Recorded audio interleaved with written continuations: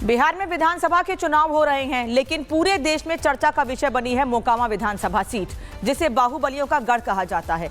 बिहार में सरकार किसी की भी हो, लेकिन मोकामा में सिस्टम चलता है सिर्फ बाहुबलियों का। बंदूक, खून और खौफ के दम पर यहां की सियासत साधी जाती है।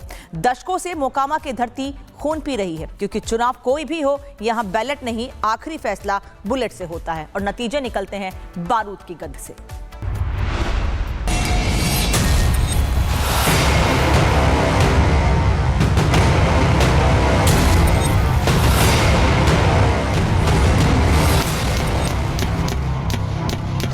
मोकामा बिहार में विधानसभा चुनाव के बीच हुए दुलारचंद यादव मर्डर मामले ने बिहार में भूमिहारों की राजधानी कहे जाने वाले मोकामा को पूरे देश में चर्चा में ला दिया है। सियासत में भूचाल तो आया है, साथ ही हर किसी के मन में मोकामा को लेकर तरह तरह के सवाल उठ रहे हैं।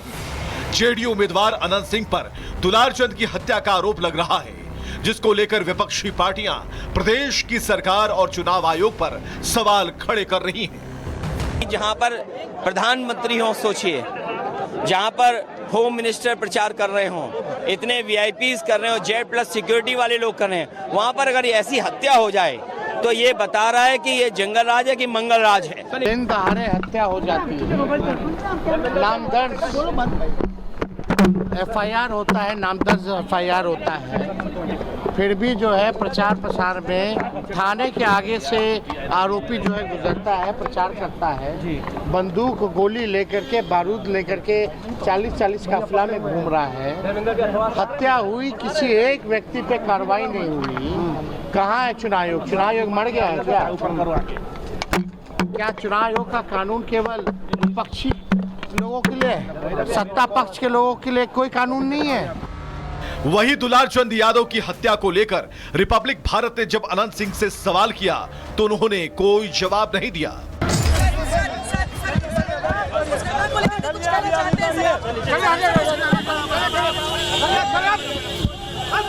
अनंत सिंह ने भले ही रिपब्लिक भारत पर कोई जवाब नहीं दिया, लेकिन मामले पर उन्होंने अपने प्रतिद्वंदी सूरज भान पर आरोप लगाए हैं।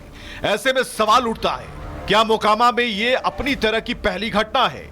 तो जवाब है नहीं। मोकामा की धरती दशकों से ऐसी घटनाओं की गवाह बनती रही है। 1980 के दशक से अब तक मोकामा का इतिहास खून, राजनीति और अदावत के किस्सों से भरा है। चुनावी मौसम आते ही यहाँ के माहौल में बारूद की गंध आने लगती है और बैलेट नहीं, बुलेट ही आखिरी अंजाम बन जाता है। मोकामा का इतिहास गैंगवार और अपराध की कहानियों से भरा पड़ा है, जिसके अहम किरदार हैं अनंत सिंह, सूरज भान सिंह, सोनू मोनू गैंग, दुलारचंद यादव। एक बार बिहार में पुनः 1990 के दशक के दौर की याद ताज़ा हुई है और लोगों के अंदर भय भी पैदा हुआ है। चाहे अनंत सिंह हो, दुलारचंद यादव हो, ये सब उसी समय के पैदा हुए बाहुबली है। सूरज भान हो, दुलारचंद यादव, जब आश्चर्य की बात है कि जब 2022 में जब चुनाव हो रहा था, उस समय उपचुनाव था, उस समय दुलारचंद यादव अनंत सिंह का समर्थन कर रहे थे, क्योंकि उनकी पत्नी आरजेडी से लड़ रही थी। तो राजनीति का यही घालमेल है। अब इस समय आरजेडी सवाल उठा रही है। 1990 के दशक में बिहार में लालू की सियासत अपने शबाब पर थी। प्रदेश में अपराध की आंच धधक रही थी। मोकामा भी इससे अछूता नहीं था। तब अनंत सिंह के बड़े भाई दिलीप सिंह जनता दल की टिकट पर विधायक चुने गए। दिलीप सिंह ने कांग्रेस के श्याम सुंदर सिंह धीरज को हराया और तीसरे नंबर पर थे दुलारचंद यादव। स्थानीय लोग बताते हैं, दिलीप सिंह के सौजन्य से मोकामा में आधुनिक कहे जाने वाले हथियारों की एंट्री हुई। 1995 में दिलीप सिंह आरजेडी की टिकट पर दूसरी बार विधायक बने, लेकिन सन 2000 में दिलीप सिंह को लोजपा उम्मीदवार सूरज भान से हार का सामना करना पड़ा। बाद में दिलीप सिंह की मृत्यु हो गई। इसके बाद मोकामा की राजनीति में एंट्री हुई अनंत सिंह की। साल 2020 के हलफनामे के मुताबिक अनंत सिंह के खिलाफ 38 आपराधिक मामले दर्ज हैं, जिनमें हत्या, अपहरण और रंगदारी जैसे संगीन आरोप हैं। 2019 में उनके घर से AK-47 राइफल बरामद हुई थी। अनंत सिंह को 10 साल की सजा हुई, लेकिन 2024 में बरी हो गए। समर्थक जननेता कहते हैं और विरोधी मोकामा का डॉन। संपत्ति 100 करोड़ से ज्यादा बताई जाती है। लैंड क्रूजर जैसी लग्जरी और महंगी कारें काफिले में शामिल होती हैं।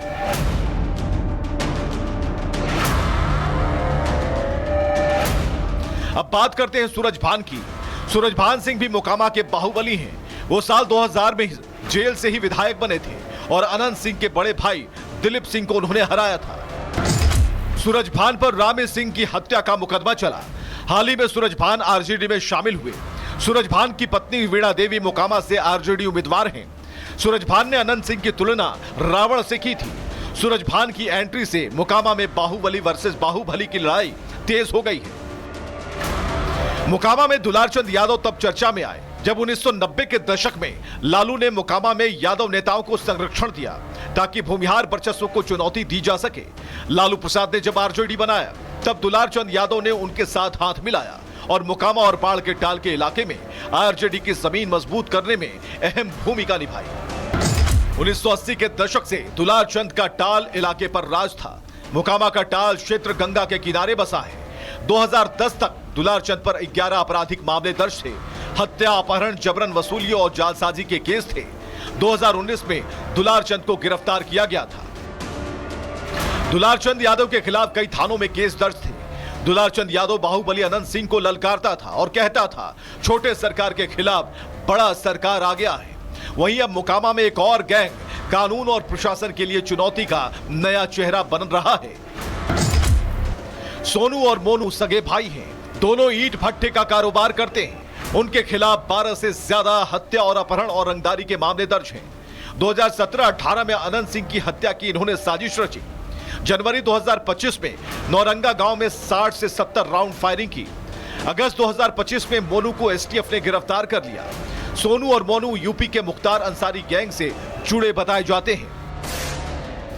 अपराध, गैंगवार और बाहुबलियों के चलते बारूद से सनी रहने वाली मोकामा की धरती में भले ही सोनू मोनू गैंग एक नई चुनौती बन रहे हैं, लेकिन फिलहाल दुलारचंद की हत्या ने बिहार की राजनीति को हिला कर रख दिया है। इस वक्त हम मोकामा के बसावनचक गांव में हैं।